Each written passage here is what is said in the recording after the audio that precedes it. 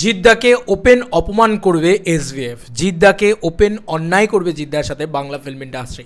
তারপরেও আমরা এক্সপেক্ট করব যে এই মানুষটা আমাদের সিনেমা ইন্ডাস্ট্রিতে থাকুক এবং আমাদের ইন্ডাস্ট্রিকে গ্রোথ করে নিয়ে যাক, তাই তো? কেন করব বলো তো?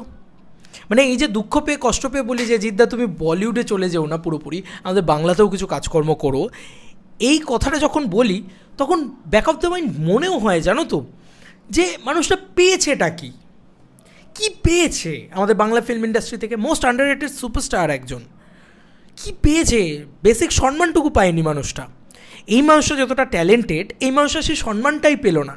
তো আজকে জিদ্দা যদি বম্বেতে গিয়ে ট্রাই করে, বম্বেতে যদি সেই মানুষটাকে আজকে অ্যাওয়ার্ড শোতে দেওয়া হচ্ছে, তুমি বলো তো, তাকে আজকে নমিনিস দেওয়া হচ্ছে, একটা কাজ করেছে সে বম্বেতে, মানে আজকে সে একটা বম্বেতে কাজ করে অ্যাওয়ার্ড শো পাচ্ছে, আর আমাদের এখানে এতগুলো বছর ওই বলে না চাক্কি পিসিং অ্যান্ড চাক্কি পিসিং, এই যে পিষে গেল এই মানুষটা, নিজের যে কেরিয়ারটাকে পুরো এই ইন্ডাস্ট্রির জন্য দিয়ে দিয়েছে, বাংলা ফিল্ম ইন্ডাস্ট্রিকে করে আরও ভালো করা যায় সেই চেষ্টা যে মানুষটা করে গেল এত বছর ধরে, তাকে একটা মানে একটা ফ্রেম থেকে উড়িয়ে দেওয়া হলো। Hey guys, welcome to my channel, আমি মহারাজার। এখন আমরা কথা বলবো হচ্ছে সঙ্গীত বাংলার বিষয়টাকে নিয়ে।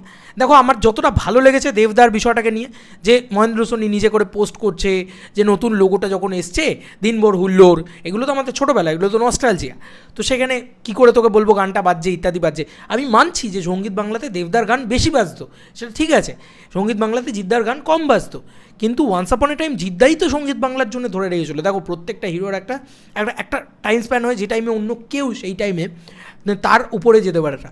তো আফটার বুমবাদা যখন জিদ্দা এসে ঢুকেছে 2003 থেকে 2004 থেকে 2008 অবধি সঙ্গীত বাংলার দখলে ছিল জিদ্দার, এবং সঙ্গীত বাংলার ওই বিল্ড আপটা, ওই হাইপটা ওটা তৈরি করে রেখেছিল জিদ্দা ওয়ান্স আপন এ টাইম হিউজ গান পরপর ডেলিভার করে গেছে, সেগুলো চলেছে কন্টিনিউয়াসলি। আজকে আমরা এগুলো বলতে পারি, জিদ্দার অনেক গান রয়েছে, মানে সাথীর গানগুলো হোক বা ইয়ে হোক, সেগুলো সঙ্গীত বাংলায় বাজতো ভাই, ঘরে ঘরে বাজতো ভাই।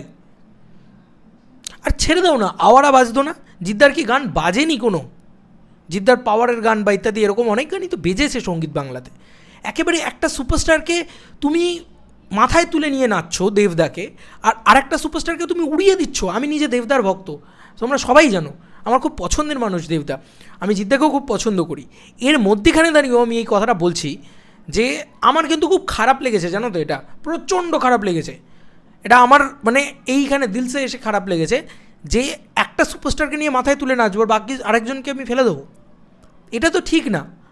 তোমাকে তো আওয়ারার সময় 12 কোটি টাকা তো এসভিএফকে জিদ্দাও দিয়েছে, 100% লাভ জিদ্দা তো হিউজ কালেকশন করে এনে দিয়েছে। তাহলে এগুলো কেন?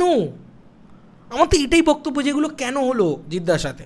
আজকে জিদ্দা অনেক দিন ধরে নিজের প্রোডাকশন হাউসের বাইরে বেরিয়ে কাজ করেন না এসভিএফের সাথে, তাই শুধু সম্পর্কটা ভালো নেই বলে তাই এই মানুষের ছবিটাকেই সরিয়ে দিতে হবে? একটা থাম্বনেলে একটা ছোটো জায়গা দিতে পারলে না তুমি? বড় করেও তো কেউ চায়নি, একটা ছোটো জায়গা দিতে পারতে, যেখানে ওয়ান্ডার মুন্নার মতন ইউটিউব ক্রিয়েটাররা রয়েছে। সঙ্গীত বাংলায় ওরা কী করলো আমি ভগবান জানে, ওদের কী ভূমিকা সঙ্গীত বাংলার জন্য আমি জানি না। আমরা তো ছোটোবেলায় শুধু চিরদিনই তুমি যা আমার, প্রেম আমার, এইসবের গান শুনতাম, সঙ্গীত বাংলায় দেখতে পেতাম খুব বেশি হলে। সোহমের মুখটা থাকতে পারে সেখানে, রাহুলের মুখটাও তবু থাকার জায়গা রয়েছে, রাজ চক্রবর্তীর জায়গাটা রয়েছে। এর বাইরে কী আছে সঙ্গীত বাংলায়? দেবদা জিদ্দা রয়েছেন, এর বাইরে তো আর কেউ নেই, আমার তো মনে পড়ে না আর কেউ। মানে আছে, আরও অনেকেই আছে, কিন্তু সেরকম মানে রাইজ দেওয়ার মতন বা ওই লেভেলটা ওঠার মতন সেটা কিন্তু কেউ নেই। কিন্তু দেখো কি অদ্ভুত ব্যাপার, জিদ্দা নেই, জিদ্দাকে রাখা হলো না। প্রচণ্ড মানে জিৎ ফ্যান্সরা রীতিমতো বয়কট সঙ্গীত বাংলা, ঠিক আছে, সঙ্গীত বাংলাকে নিয়ে একটা নেগেটিভিটি এরকম শুরু করে দিয়েছে। সেটাতে কি অন্যায় আছে তুমি বলো না? তুমি দেবের ফ্যান, তুমি যার খুশি ফ্যান, অঙ্কুশের ফ্যান হও, যার খুশি ফ্যান হও। বাংলায় তো ফ্যান হওয়ার মতন দুজনই রয়েছে, দেবদা আর জিদ্দা। আমি ধরলাম তুমি জিদ্দার ফ্যান নয়, তুমি দেবদার ফ্যান। তোমার নিজে বলো তো বুকে হাত দিয়ে যে এটা কি অন্যায় হলো না জিদ্দার সাথে? এটা কত বড় অন্যায় হলো জিদ্দার সাথে? আমি এটাকে মেনে নিতে পারলাম না ভাই, আমি অসম্ভব, আমার পক্ষে এটা মেনে নেওয়া সম্ভব না, এটাকে আমি সাপোর্টও করতে পারলাম না। খুব খারাপ লাগলো আজকে। এরপরে যদি সত্যিই জিদ্দা মনে করে যে আমি বাংলা ফিল্ম ইন্ডাস্ট্রিতে ছবি করব না, কম ছবি করব, যা করব বম্বেতে করব, বেশ করবে।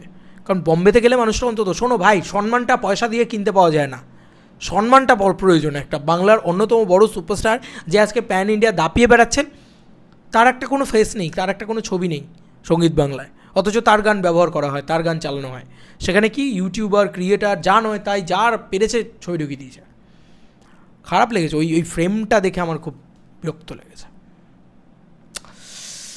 যাই হোক, তোমাদের কার কি মতামত এন্টায়ার ভিডিওটাকে নিয়ে জানিও কমেন্ট সেকশনে। চলো বন্ধুরা, নতুন কোনো ভিডিওতে দেখাবে, বাই।